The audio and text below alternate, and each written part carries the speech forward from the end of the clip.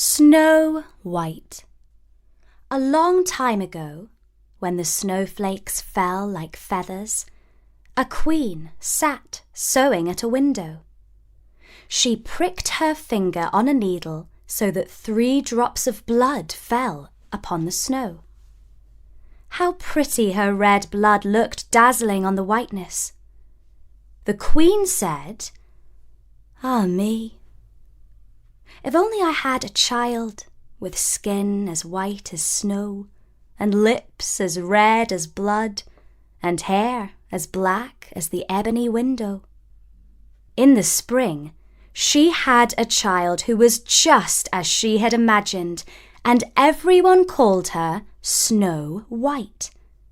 But alas, the good queen died, and the king married a new queen whose heart was evil.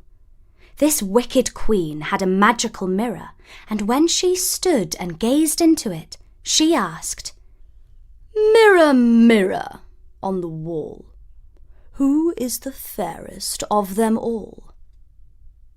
And when the mirror replied, "Thou, O Queen, are the fairest of them all," her vain heart rejoiced.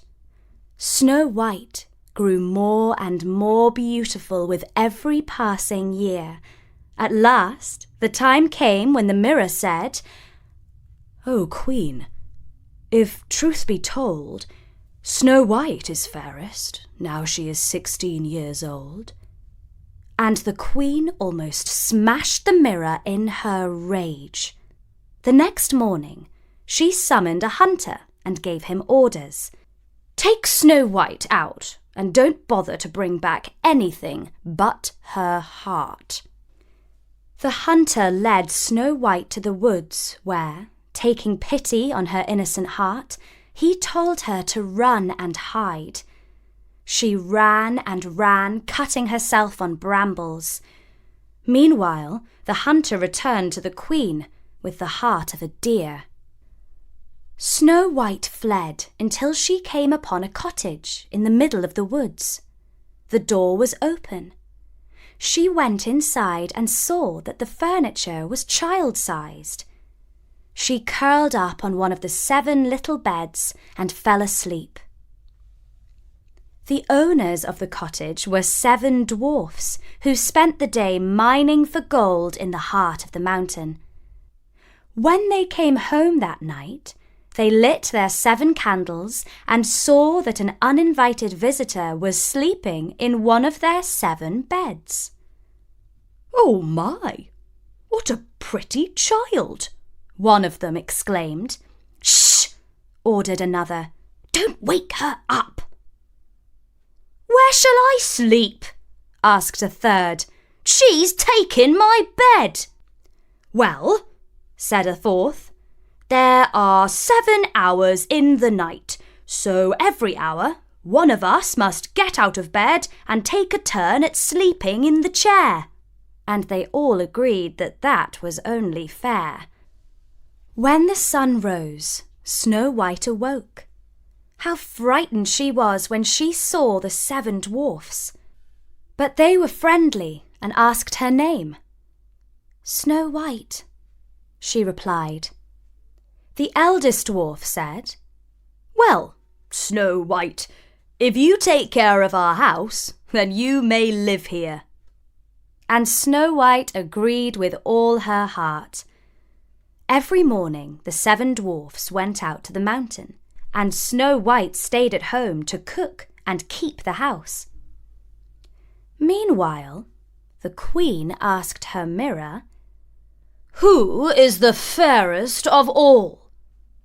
And the mirror answered, "Oh, Lady Queen, though fair ye be, Snow White is fairer far to see. Over the hills and far away, she lives with 7 dwarfs today." "Liar!" screeched the queen in her rage. But soon she realized that the hunter must have tricked her.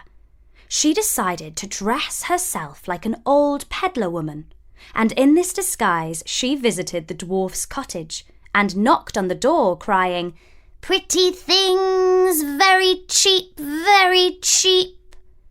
Snow White peeped from the window and said, "Good day, good woman. What are your wares?" All sorts of pretty things, my dear. "Thank you," said Snow White. "Your scarves and laces are indeed pretty, but I will not buy any today." It is a pity, said the old woman. But never mind. I will give you this apple, and perhaps you shall remember me another time. The peddler woman took a bite out of the green side of the apple and handed the rest through the window. Snow White thanked the old woman and bit into the fruit. Little did she realize that the wicked queen had poisoned the rosy side of the apple, the part that Snow White now swallowed. That night, when the dwarfs came home, they found Snow White lying upon the floor. No breath came from her lips.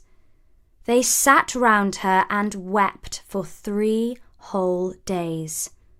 Then they made a coffin of shining glass, laid her in it, and placed her on top of the mountain.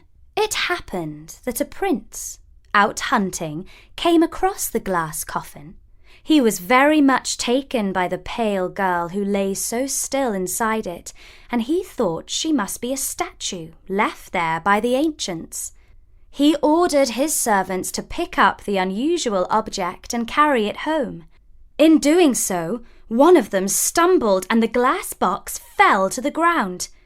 It shook terribly, and the piece of poisonous apple which had lodged in Snow White's throat came out, so that she opened her eyes, alive once more.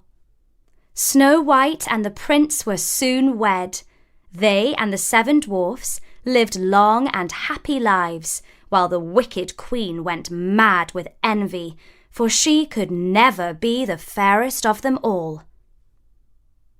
And that was the story of Snow White, as told by me, Emma, at storynori.com.